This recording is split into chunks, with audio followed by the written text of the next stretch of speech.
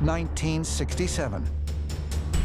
As tensions in the Cold War rise, the military is on high alert to stop Soviet aggression.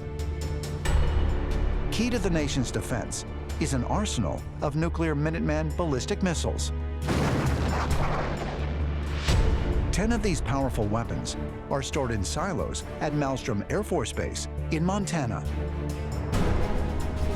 Early in the morning on March 27th, a soldier is conducting a routine patrol at Maelstrom when he notices a red glowing orb is flying toward the base.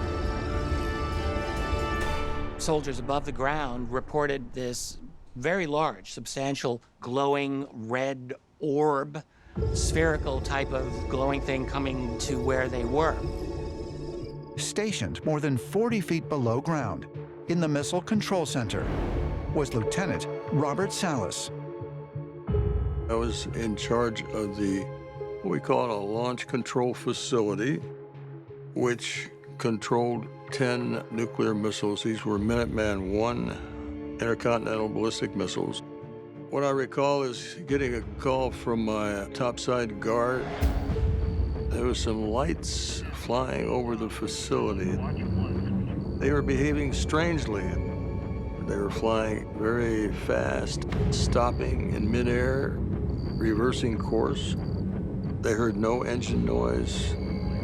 And he said, "These are not aircraft, sir." I said, "Well, make sure you call me back if something more significant happens." Maybe 5-10 minutes later, he calls back. This time he's screaming into the phone. He's clearly frightened. He said, "I'm looking at a reddish-orange pulsating light that's hovering right above the front gate." According to Lieutenant Salas, moments after the call, the missiles began to malfunction. We hear these horns go off. We looked over at the board. This was a bank of lights. The missiles started going from operational to no-go. We lost all 10 of them, right in rapid succession, while this object was still up there. This was a case that, whatever you think about UFOs, illustrates why this is a serious national security problem. Salas, at the time, was told this isn't the first time this has happened. This was a systemic issue. And for every one of these cases we've heard, who knows how many cases there are that we haven't heard. Whoever, whatever this craft was, they knew exactly what it took to disable our missile system. Is it possible, as Robert Salas believes, that the glowing red orb deactivated the nuclear missiles? According to UFO researchers, a similar event occurred 4 years later. One astonishing story happened on July 2nd, 1971. It was aboard the nuclear-powered aircraft carrier, the USS John F. Kennedy. The witness who wrote about this said the ship was coming back from the Caribbean, and he sees what he describes as a large, glowing, orange, pulsating, luminous sphere. This thing is over the aircraft carrier, and it's disabled the ship's communications, at which point the ship goes on battle stations. But for the next 20 minutes, weapon systems failed to function. At some point, this sphere went away. A few days later, there was a message from the ship's captain on the intercom just saying no one was expected to speak about it. But the U.S. was not the only nation whose military reported strange encounters with orbs. The Soviet Union allegedly experienced at least one similar UFO encounter at a nuclear missile base in Ukraine. In the 1980s, the Soviet Union kept its missile silos in Ukraine. And one day, over one of those missile sites, an orb appeared. And the controllers in the sites looked down and they said, "The missiles are fueling." Nobody told them to fuel. The controller tried to stop it. They didn't have control. Suddenly, they saw on their boards launch codes were being entered for the United States. The countdown started. The panic controllers tried to shut it down, but they couldn't. As the countdown progressed, suddenly they shut down, and the orb flew away. According to former intelligence officer Lou Elizondo, interaction between orbs and nuclear facilities is still happening. These orbs were being witnessed over our nuclear equities. So think of nuclear power plants, nuclear weapons development locations. And so I think it's safe to say that if you have something that can enter into controlled U.S. airspace with complete anonymity and unchallenged and outperform anything that we have, certainly from a national security perspective, that's a problem. Could it be that extraterrestrial orbs are interacting with our military bases? And if so, for what purpose? The fact is, many of these orbs have been seen over military installations and military equipment. To me suggests that if this is extraterrestrial in origin, whoever is visiting, they want to show a more technologically primitive society, hey, we can turn off your nuclear rocket silos. Japan, March 11th, 2011. Emanating 43 miles off the eastern coast of the Oshika Peninsula. One of the largest earthquakes in recorded history, a magnitude 9.0, shakes the Earth. The massive movement of two tectonic plates instantly moves the entire Japanese mainland some 8 feet, ripping down buildings, setting fires, and killing thousands of people. But the worst is yet to come. The earthquake also triggers enormous tsunamis. Waves as high as 130 feet begin smashing ashore with devastating consequences. One wave in particular struck the Fukushima Daiichi power generating plant and overwhelmed the safety systems, which caused the plant to enter a critical phase and release radioactive material into the atmosphere and into the water. With the nuclear power plant's reactors melting down and radiation seeping into the atmosphere, the authorities evacuate the region. The only people who remain are employees who struggle for days to prevent a larger catastrophe from occurring.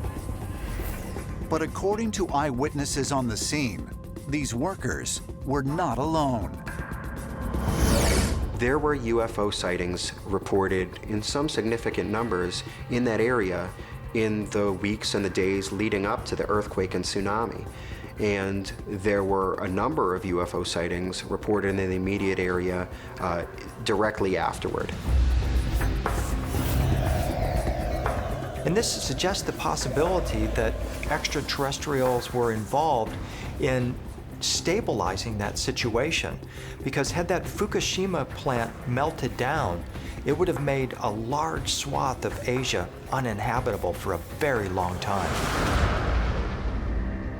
Is it possible that extraterrestrials became aware of this meltdown and they did something to lessen the impact of this disaster and ultimately save mankind from what could have been a much worse cataclysm?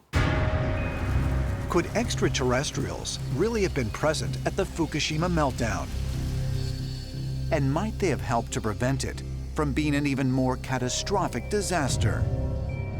Ancient astronaut theorists point out that similar accounts of strange objects seen in the sky were also reported 25 years earlier during the meltdown at the Chernobyl nuclear power plant in Ukraine. A number of witnesses reported that there were UFOs hovering around the power station, and that even beams of light were coming down from these UFOs and doing something to the nuclear power plants and keeping them from having a much worse meltdown than they did have. Some have speculated that the UFOs that were seen during the crisis may have been perhaps protecting us, trying to stave off a horrifying nuclear explosion, or if not protecting us, at least protecting our world. Was it simply good fortune that the nuclear accidents at Fukushima and Chernobyl weren't far more deadly? Or is it possible that the UFOs eyewitnesses spotted were responsible for averting these catastrophes when humans were powerless to do so? Ancient astronaut theorists believe these encounters weren't random occurrences, but part of an extraterrestrial agenda that has been in place on Earth for thousands of years. It appears that there is an ongoing plan in place, a hidden hand in history that is manipulating events that we are interacting with an alien civilization, and that we are experiencing the fruits of what they are offering us because our history is being intelligently guided and directed to steer us towards a particular outcome.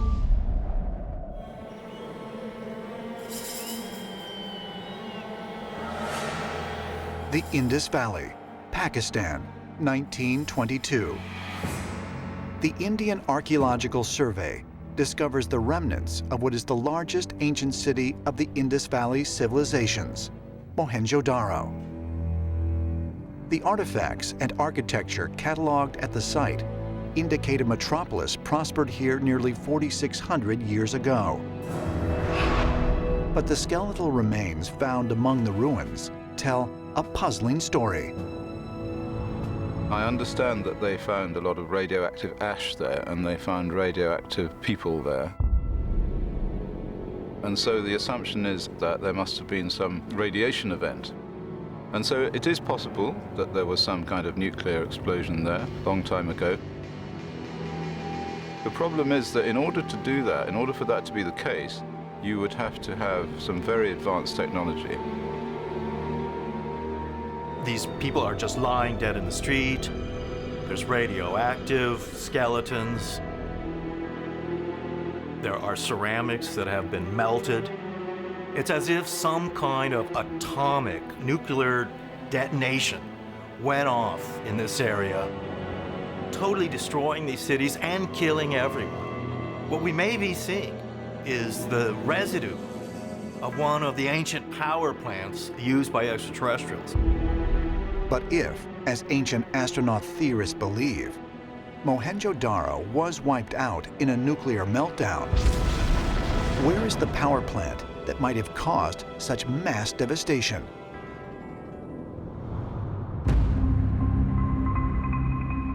Mount Kailash, western Tibet. At an elevation of nearly 22,000 feet, this mountain is one of the most distinctive peaks in the world. This is a very interesting shape for a mountain. It is cone-shaped from one side and pyramid-shaped from another.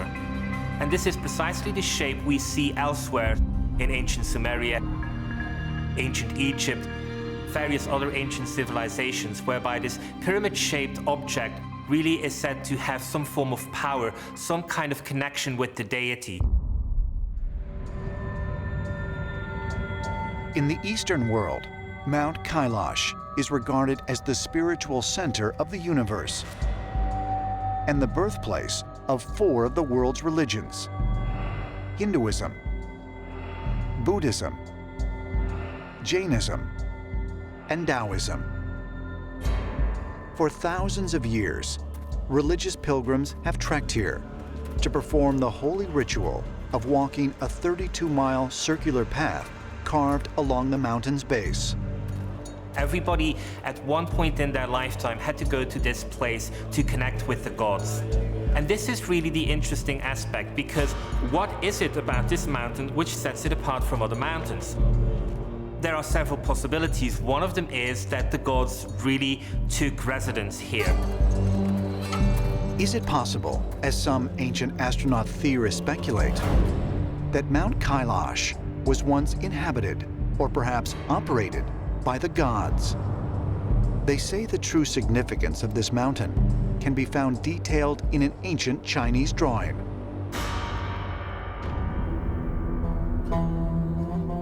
the Mogao Caves, western China. Between 500 BC and 1500 AD, Buddhist monks stored thousands of scrolls and manuscripts inside a series of painted temples and shrines dug into a hillside approximately 600 miles north of Mount Kailash. Here, in 1907, Hungarian-born British explorer Arl Stein discovered a sealed-off room containing nearly 50,000 manuscripts in various languages. Arl Stein finds this incredible place called the Cave of the Thousand Buddhas, which is sort of like a Buddhist hall of records. It's a cache of thousands upon thousands of ancient Buddhist texts. Included within this is the Diamond Sutra, which is the oldest printed manuscript known to human history. The collection of ancient texts and relics also included a 2nd century AD Buddhist diagram of a cosmic mountain called Mount Meru, a sacred site believed to be a stairway connecting heaven and earth. For nearly 100 years, the ancient illustration drew little notice. But recently, the diagram caught the attention of a scientist from Northrop Grumman, who specializes in the development of advanced weapons for the military. He said, I design particle beam weapons for a living, for the government. Do you realize that that's a blueprint for a particle accelerator? I went and compared the diagram of Mount Meru with an illustration of what's called a cyclotron, an atom smasher, which was used in the development of the A-bomb for the Manhattan Project. They're a perfect match for one another. Arl Stein's diagram of Mount Meru that he found seemed to show Mount Meru as some kind of particle beam accelerator or some device that was stacked up, had different lenses. It would have made it into some device that focused energy. The kind of energy needed would have required some tremendous power plant, something putting out enormous amounts of energy. Might the nearly 2,000-year-old Buddhist diagram of Mount Meru actually depict a device that today would run on nuclear power? Mongolian myth says that these celestial beings dwelled around Meru because of the energy that was emitted from it. It was a transmitter of this cosmic power that fed these celestial beings or kept them alive. Whatever the purpose of this device was, it would have required some extremely powerful energy source, some type of nuclear power. And I think that power might have come from Mount Kailash. This wasn't a place that actually put out spiritual energy, but what we're talking about is a place that produced raw energy, technological energy. Potentially, we're talking about a power plant. Wall, South Dakota, June 28, 2019. Ancient astronaut theorist Giorgio Tsoukalos has asked Robert Salas to join him at the Minuteman Missile National Historic Site.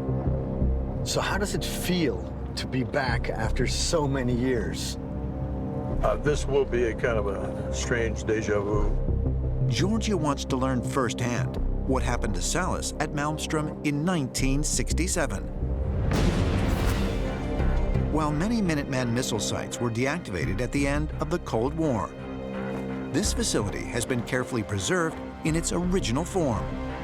It remains almost identical to the Malmstrom site where Salas witnessed the UFO incursion. A similar facility where your story happened that fateful night. It's very similar. A lot of the sites looked exactly the same. Where were you on that night?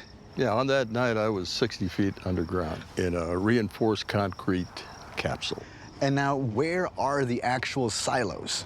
The silos are about a mile or so away from this central position. Can we check that out as well? Let's do it. That would be amazing.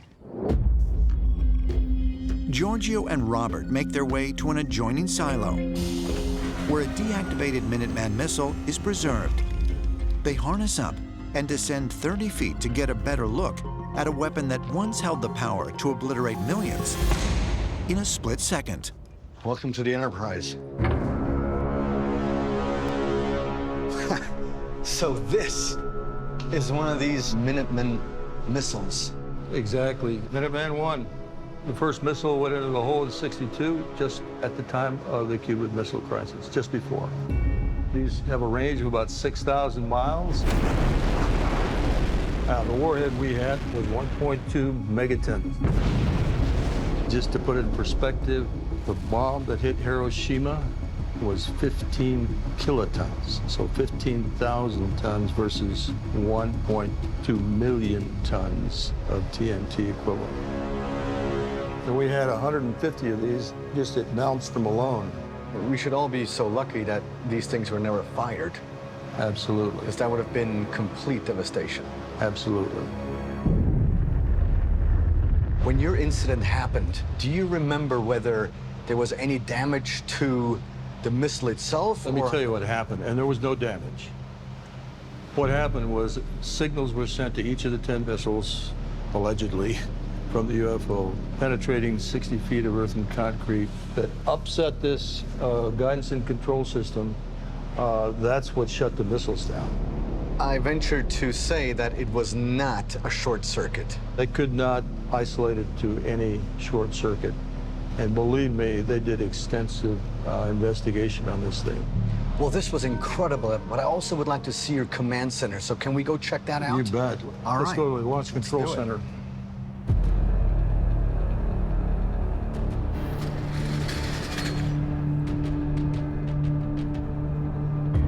Let's go in here. Thank you very much. Then we go down the elevator.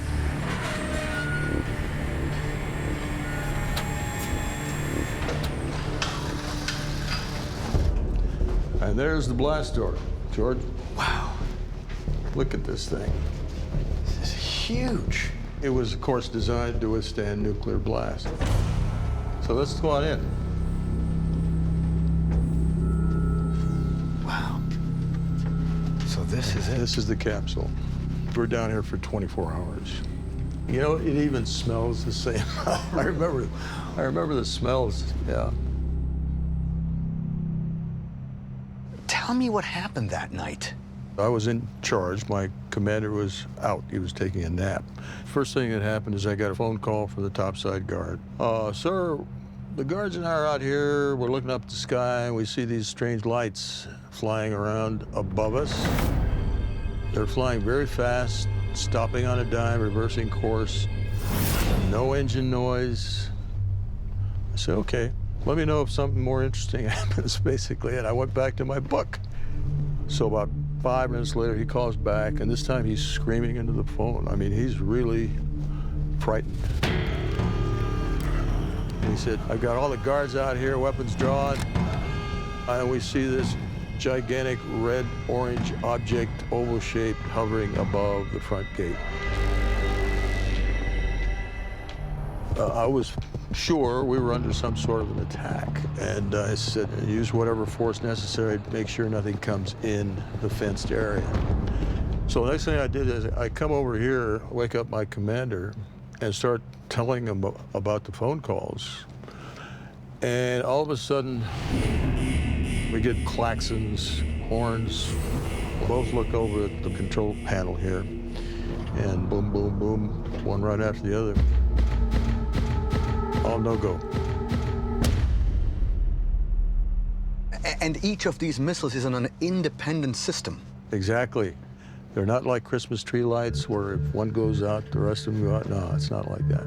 Meanwhile, my commander was calling command post. So when he was finished with that call, he turns to me and says the same thing happened at another launch facility a week earlier. I mean, it has to be incredibly startling and disconcerting that someone else with higher technology is able to disable our missiles. Right. I mean, if it wasn't us, the U.S., and it wasn't the Russians or the Chinese or whoever, well, what or who is left? Exactly, and that's how I've come to the conclusion that these were extraterrestrial objects, or they were constructed off Earth, because we had nothing that could do anything like this, either then or now.